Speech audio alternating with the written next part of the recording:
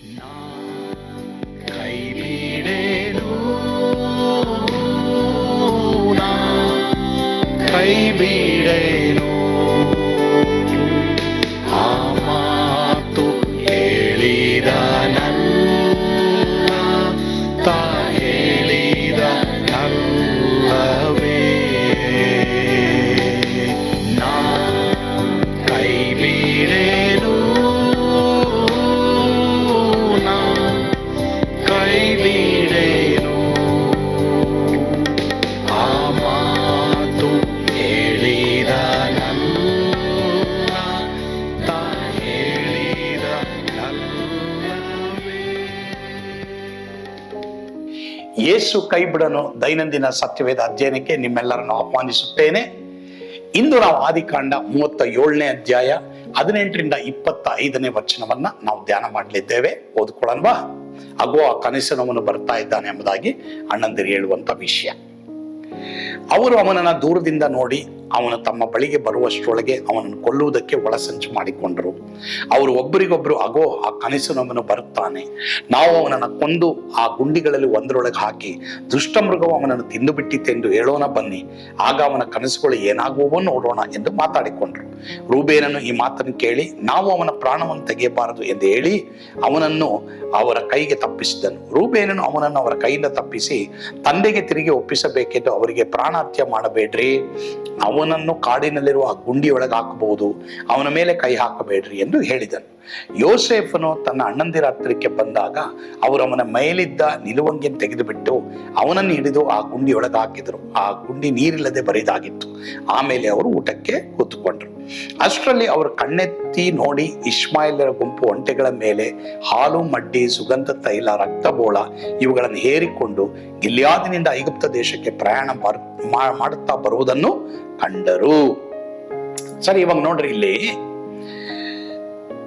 ಯೋಸೇಫನಿಗೆ ಮತ್ತು ತಂದೆಗೆ ಸಹೋದರ ದ್ವೇಷ ಇಷ್ಟು ಮಟ್ಟಿಗೆ, ಅವನ ಸಹೋದರಿಗೆ ಇಷ್ಟು ಮಟ್ಟಿಗೆ ಬೆಳೆದಿರುವುದು, ಸಹೋದರರು ಮಾತ್ರವಲ್ಲ ಯೋಸೇಫನ ನಡುವೆ ಇಷ್ಟು ದ್ವೇಷ ಬೆಳೆದಿರುವುದು ತಂದೆ ಗೊತ್ತಿರಲಿಲ್ಲ. ಗೊತ್ತಿದ್ದಿದ್ರೆ ತಂದೆ ಯೋಸೇಫನನ್ನ ಸಹೋದರನ ಹುಡುಕುವುದಕ್ಕೆ ಕಳಿಸ್ತಾ ಇರಲಿಲ್ಲ. ಈ ಎಲ್ಲಾ ಸ್ಥಳಗಳಲ್ಲಿ ಅವನು ಹೋಗಿ ತಿರುಗಾಡ್ತಾ ಇದ್ದಾನೆ, ಯಾರು? ಯೋಸೇಫ. ಆದ್ರೆ ಕುರಿಗಳ ಹೆಜ್ಜೆ ಯಾವ ಮಾರ್ಗದಲ್ಲಿ ಹೋಗಿರ್ತದೆ ಅಲ್ಲಿ ಹುಡುಕಿಕೊಂಡು ಹೋಗ್ತಾನೆ. ನೋಡ್ರಿ, ಶೆಕೆಮಿನಿಂದ ದೋತಾನಿಗೆ ಸುಮಾರು 20 ಮೈಲು ದೂರ ಇದೆ. ಹೀಗೆ ಅವನು ಸುಮಾರು ಮನೆಯಿಂದ 90 ಮೈಲು ದೂರ ಪ್ರಯಾಣ ಮಾಡಿ ಮತ್ತೊಬ್ಬನ ಸಹಾಯದಿಂದ ತನ್ನ ಅಣ್ಣಂದಿರನ್ನ ಕಂಡುಕೊಳ್ತಾನೆ. ಎಷ್ಟು ಅವನು ತ್ಯಾಗ ಮಾಡ್ತಾನೆ ನೋಡ್ರಿ, ಅಲ್ಲ? 90 ಮೈಲ್ ದೂರ. ಇವತ್ತು ಎಷ್ಟೋ ಜನಕ್ಕೆ ಕಷ್ಟ ಪಡೋದಕ್ಕೆ ಇಷ್ಟ ಇಲ್ಲ, ತ್ಯಾಗ ಮಾಡಕ್ಕೆ ಇಷ್ಟ ಇಲ್ಲ. ಸೇವೆಯಲ್ಲೂ ಅಷ್ಟೇ, ಕೆಲಸದಲ್ಲೂ ಅಷ್ಟೇ, ಮಾತ್ರವಲ್ಲದೆ ಬಿಸ್ನೆಸ್ ಅಲ್ಲೂ ಅಷ್ಟೇ, ಕುಟುಂಬದಲ್ಲೂ ಅಷ್ಟೇ. ಮಕ್ಕಳು ಎಷ್ಟೋ ಜನ ಓದೋದ್ರಲ್ಲೂ ಅಷ್ಟೇ ತ್ಯಾಗ ಮಾಡಲ್ಲ, ಎಕ್ಸ್ಟ್ರಾ ಟೈಮ್ ತೆಗೆದುಕೊಳ್ಳಲ್ಲ. ಆದ್ರೆ ನಮ್ಗೆ ಸುಖ ಬೇಕು, ನಮ್ಗೆ ಅಭಿವೃದ್ಧಿ ಬೇಕು, ದೇವರು ನಮ್ಮನ್ನ ಮೇಲಕ್ಕೆ ತರ್ಬೇಕಂತೆಲ್ಲ ಹೇಳ್ತೀವಿ. But are we proving to God that we are ready to take that big responsibility? ಆ ದೊಡ್ಡ ರೆಸ್ಪಾನ್ಸಿಬಿಲಿಟಿ ತಗೊಳಕ್ಕೆ ನಾನು ನೀನು ಅರ್ಹರೋ ಎಂಬುದಾಗಿ ದೇವರಿಗೆ ಪ್ರೂವ್ ಮಾಡ್ಬೇಕು. ಪ್ರಿಯರೇ, ದೇವ್ರು ಕೊಡಕ್ಕಿದ್ದಾರೆ. ಬಟ್ ಪ್ರತಿಯೊಂದು ಪರೀಕ್ಷೆ ಬರೋದ್ರೇ ಪ್ರಮೋಷನ್. ಅದೇ ತರ ಇಲ್ಲಿ ಯೋಸೇಫ ಪರೀಕ್ಷೆ ಬರೀತಾನೆ. ಒಂದು ದ್ವೇಷದ ನಡುವೆ ಒಳ್ಳೆಯದನ್ನೇ ಮಾಡ್ತಾನೆ, ತಂದೆಗೆ ವಿಧೇಯನಾಗ್ತಾನೆ. ಮೂರನೇದಾಗಿ ಅಣ್ಣಂದಿರನ್ನ ಕಂಡಿಡಿಯೋವರೆಗೂ ಅವನು 90 ಮೈಲ್ ದೂರ ಆದ್ರೂ ಹೋಗ್ತಾನೆ, ಕಂಡಿಡಿತಾನೆ. ಕಡೆಗೆ ಇಲ್ಲಿ ನೋಡ್ರಿ, ಇಲ್ಲಿ ಅಣ್ಣಂದಿರು ಏನ್ ಮಾಡ್ತಾರೆ, ಕನಸಿನವನ್ ಬರ್ತಾ ಇದ್ದಾನೆ ಅಂತ ಹೇಳಿ ಅವನನ್ನ ಕೊಲೆ ಮಾಡಕ್ ಪ್ರಯತ್ನ ಮಾಡಿದಾಗ ರೂಬೇನನ್ನ ಏನ್ ಮಾಡ್ತಾನೆ, ತಪ್ಪಿಸಿ ಗುಂಡಿ ಒಳಗೆ ಹಾಕಣ ಅಂತಾನೆ. ಕಡೆಗೆ ಅವರು ಹಾಕ್ಬೇಕಾದಂತ ಪರಿಸ್ಥಿತಿಯಲ್ಲಿ ಐಗುಪ್ತರ ಮೈಗಾವಿಲಿನವರು ಅಲ್ಲಿ ಬರ್ತಾ ಇರ್ತಾರೆ, ಅವ್ರಿಗೆ ಮಾರ್ಬಿಡ್ತಾರೆ. ಯೋಸೇಫನ ಒಂದು ಜೀವಿತ ಯೇಸುವಿನ ಜೀವಿತಕ್ಕೆ ಹೋಲಿಕೆ ಆಗಿರ್ತದೆ, ಅದು ಮುಂದೆ ನೋಡೋಣ. ಬಟ್ ಸ್ಟಿಲ್ ಇಲ್ಲಿ ನಾವು ನೋಡ್ಬೇಕಾದ್ರೆ ಯೋಸೇಫ ಒಳ್ಳೇದ್ ಮಾಡಕ್ ಹೋಗಿ ಕೆಟ್ಟದ್ ಅನುಭವಿಸ್ತಾನೆ. ನಿಮ್ಮಲ್ಲಿ ಎಷ್ಟೋ ಜನ ಒಳ್ಳೇದು ಮಾಡಿದ್ದೀರಾ, ಕೆಟ್ಟದ್ ಅನುಭವಿಸ್ತಾ ಇದ್ದೀರಾ. ದೇವ್ರು ನೋಡಲ್ಲ ಅಂತ ಹೇಳ್ಬೇಡಿ.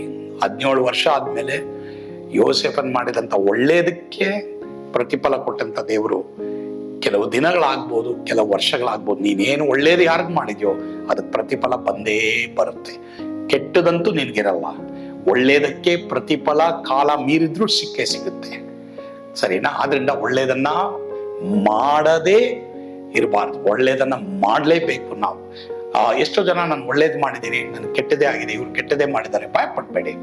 ನಾನು ಸೇವೆನಲ್ಲಿ ಎಷ್ಟೋ ನಾನು ಕಾರ್ಯಗಳನ್ನ ನಾನು ಅನುಭವಿಸಿ ಎಕ್ಸ್ಪೀರಿಯನ್ಸ್ ಆಗಿ ನಾನು ಬಂದಿದ್ದೀನಿ. ನಾನು ನೋಡಿದ ಮಟ್ಟಿಗೆ 100ಕ್ಕೆ 95% ಒಳ್ಳೇದನ್ನ ಮಾಡಿನೇ ನಾನು ಕೆಟ್ಟದ್ದು ಅನುಭವಿಸಿರೋದು. ಸೇವೆನಲ್ಲೂ ಅಷ್ಟೇ ಹೇಳ್ತಾ ಇದ್ದೀನಿ ಕೇಳಿ, ಒಳ್ಳೇದನ್ನ ಮಾಡಿನೇ ಕೆಟ್ಟದನ್ನ ಅನುಭವಿಸಿರೋದು. ಆದ್ರೆ ನಾನು ಅದಕ್ಕೆ ಭಯ ಪಡಲ್ಲ. ಕೆಟ್ಟದನ್ನ ಅನುಭವಿಸ್ತಾ ಇದ್ದೀನಿ ಅಂತೇಳಿ ಸೇವೆ ನಾನು ಬಿಟ್ಬಿಟ್ಟಿಲ್ಲ, ನಾ ಪ್ರಸಂಗ ಮಾಡೋದು ಬಿಟ್ಬಿಟ್ಟಿಲ್ಲ. ನಾನು ಸೇವೆಯಲ್ಲಿ ಇನ್ನೂ ಅಧಿಕವಾದದನ್ನ ಮಾಡೋ ಹಾಗೆ ದೇವ್ರನ್ನ ಕೇಳ್ತಾ ಇದ್ದೀನಿ. ದೇವ್ರು ನನಗೆ ಕೃಪೆ ಕೊಡ್ತಾ ಇದ್ದಾರೆ. ಅದೇ ತರ ದೇವ್ರು ನಮ್ಮ ನಂಬಿಗಸ್ತಿಕೆ ನೋಡ್ತಾರೆ. ಆ ಎಕ್ಸ್ಪೀರಿಯನ್ಸ್ ಅಲ್ಲಿ ನಾನು ಮುಂದೆ ಹೋಗ್ತಾ ಇದ್ದೀನಿ. ಯಾಕಂದ್ರೆ ನನಗೊಂದು ಗೊತ್ತು, ಒಳ್ಳೇದನ್ನ ಮಾಡೋರಿಗೆ ಒಳ್ಳೇದೇ ಆಗೋದು, ಕೆಟ್ಟದಾಗಲ್ಲ. ನನ್ಗೆ ಒಳ್ಳೇದು ಮಾಡಿದ್ದಾರೆ ದೇವರು. ಎಷ್ಟೇ ಯಾರೇ ಕೆಟ್ಟದ್ದು ಮಾಡ್ಬೇಕಂತ ಒಳಸಂಚು ಮಾಡಿದ್ರು, ನೀರಿನ ಅಡಿನಲ್ಲಿ ಅವ್ರು ಏನೇ ಮಾಡಿದ್ರು ಅಥವಾ ಹಿನ್ನೆಲೆಯಲ್ಲಿ ಏನೇ ಮಾಡಿದ್ರು, ನನಗೆ ಕೆಟ್ಟದಂತೂ ಆಗಿಲ್ಲ, ಒಳ್ಳೇದೇ ಆಗಿದೆ. ಆದ್ರಿಂದ ಕೆಟ್ಟದ್ದು ನೀವು ಅನುಭವಿಸ್ತಾ ಇದ್ರೆ ಒಳ್ಳೇದು ಮಾಡಿ, ಭಯ ಪಡಬೇಡಿ. ಖಂಡಿತವಾಗಿ ನಿಮ್ಗೆ ಒಳ್ಳೇದಾಗುತ್ತೆ. ದೇವರು ನಿಮ್ಮನ್ನ ಕೈ ಬಿಡಲ್ಲ. ಸೊ ಹೀಗಾಗಿ ಈಗ ಅಣ್ಣಂದಿರಿಂದಲೇ ಅಲ್ಲಿ ಹಿಂದೆ ಒಂದು ಸ್ಟೆಪ್ ಇದೆ, ಹೆಜ್ಜೆ ಇದೆ ನೋಡ್ರಿ. ಅಲ್ಲಿ ದೇವರಿದ್ದಾರೆ, ದೇವ್ರ ಕೈ ಇದೆ. ಈಗ ಐಗುಪ್ತ ದೇಶದ ಪ್ರಧಾನಿ ಆಗ್ಬೇಕಂತ ದೇವರು 17 ವಯಸ್ಸಿನಲ್ಲಿ ಹೇಳಿದ್ರಲ್ಲ, ಅದಕ್ಕೆ ಬರ್ತಾ ಇದ್ದಾರೆ. ಕೆಲವು ಸಲ ವೈರಿಗಳಿಂದಲೇ ನಿಮ್ಮ ಒಂದು ಗುರಿಯನ್ನು ತಲುಪುವ ಹಾಗೆ ದೇವರು ಮಾಡ್ತಾರೆ. ನೀವು ಯಾರು ಒಳ್ಳೇದು ಮಾಡಿದಿರೋ ಅವ್ರು ನಿಮ್ಗೆ ಕೆಟ್ಟದ್ದು ಮಾಡಿದ್ರೆ ಅವರಿಂದಲೇ ನಿಮ್ಮನ್ನು ದೇವ್ರ ಮುಂದೆ ತರ್ತಾ ಇದ್ದಾರೆ. But all you have to do is obedient. ತ್ಯಾಗ ಮಾಡಿ ಅನೇಕ ಮೈಲುಗಳು ಮುಂದೆ ಹೋಗಿ, ಎಕ್ಸ್ಟ್ರಾ ಮೈಲ್ ಮುಂದೆ ಹೋಗಿ, ಖಂಡಿತವಾಗಿ ಅದರ ಆಶೀರ್ವಾದವನ್ನು ನೀವು ಅನುಭವಿಸ್ತೀರಾ. ಕರ್ತನ್ ತಾನೇ ನಿಮ್ಮನ್ನು ಆಶೀರ್ವದಿಸಲಿ. ಆಮೇನ್. God bless you. ಪ್ರಾರ್ಥನೆ ಮಾಡೋಣ. ಪ್ರೀತಿಯುಳ್ಳ ತಂದೆ ಆದವರು, ನಿಮಗೆ ಸ್ತೋತ್ರ. ಈ ಸಂದರ್ಭದಲ್ಲಿ ಸ್ವಾಮಿ, ಎಷ್ಟೋ ಜನ ಒಳ್ಳೇದನ್ನ ಮಾಡಿ ಕೆಟ್ಟದ್ದು ಅನುಭವಿಸ್ತಾ ಇದ್ದೀವಿ. ಹೀಗಾಗಿ ನಾವು ಯಾಕೆ ಒಳ್ಳೇದನ್ನ ಮಾಡ್ಬೇಕೆಂಬುದಾಗ ಎಷ್ಟೋ ಜನ ಹೇಳ್ತಾ ಇದ್ದಾರೆ. ಆದ್ರೆ ಆ ರೀತಿ ಇರೋದ ಹಾಗೆ ಎಲ್ಲರಿಗೂ ನೀ ಕೃಪೆ ಕೊಡು. ಒಳ್ಳೇದನ್ನೇ ಮಾಡುವಾಗ ಎಲ್ಲರೂ ಕೃಪೆ ಕೊಡಪ್ಪ. ಯೇಸುವಿನ ಹೆಸರಲ್ಲಿ ಪ್ರಾರ್ಥಿಸ್ತೇವೆ ಸ್ವಾಮಿ. ಆಮೇನ್. God bless you. ಸ್ವರ್ಗದಾನಂದ ನಿಮ್ಮೆಲ್ಲರನ್ನು ತುಂಬಿ ತುಳುಕಲಿ. ಆಮೇನ್.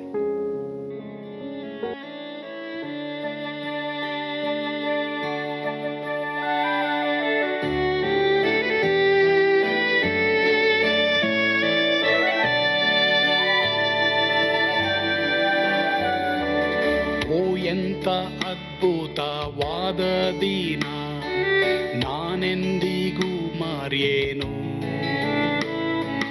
ಪಾಪಂಧಕಾರದೊಳ್ ಅಲೆದೇನ, ರಕ್ಷಕನ ಕಂಡೇನು. ಕೋಮಲ ಕರುಣೆಯುಳ್ಳ ಯೇಸು ಎನ್ ಕೊರತೆ ನೀಗಿದ. ಕತ್ತಲೆ ಹೋಯಿತು, ಜ್ಯೋತಿಯು ಮೂಡಿತು, ನಾನೀಗ ಧನ್ಯನಾದೆ. ಸ್ವರ್ಗದ ನಂದ ಎನ್ನಾತ್ಮ ತುಂಬಿತು, ಶಿಲುಬೆನಾಗ ಎನ್ ಸ್ವಸ್ಥ ಕೈದನು. ಎನ್ ಪಾಪ ತೋಳೆದ, ಈರುಳ ದಿನಕ್ಕೆ ತಿರುಗಿದ. ಸ್ವರ್ಗದ ನಂದ ಎನ್ನಾತ್ಮ ತುಂಬಿತು.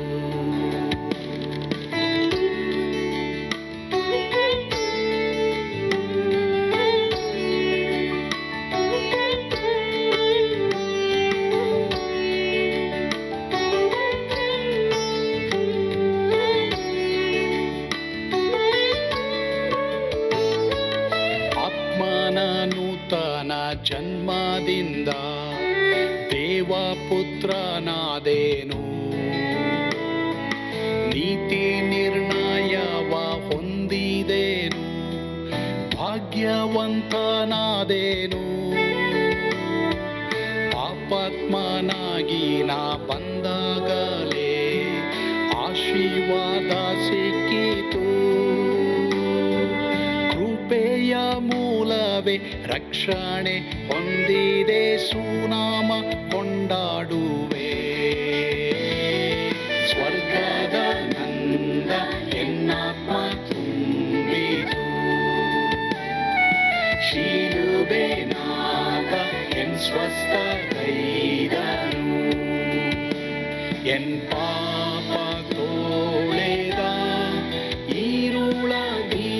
ನಂಬಿಕೆ ತಿರುವಿದ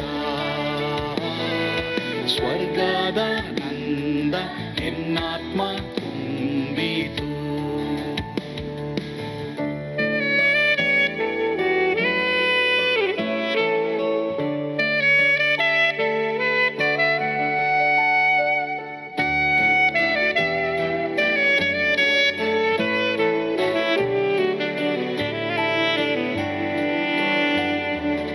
ಅನಂತ ನಿರೀಕ್ಷೆ ಏನಾಗಿದೆ, ಕಾಲವು ತೀರಲಾಗಿ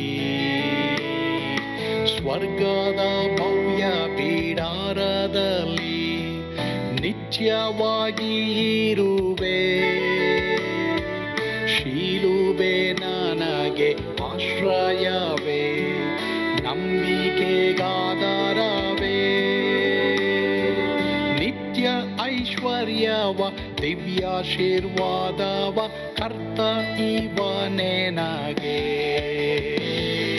ಸ್ವರ್ಗದ ನಂದ ಎನ್ನಾತ್ಮ ತುಂಬಿತು,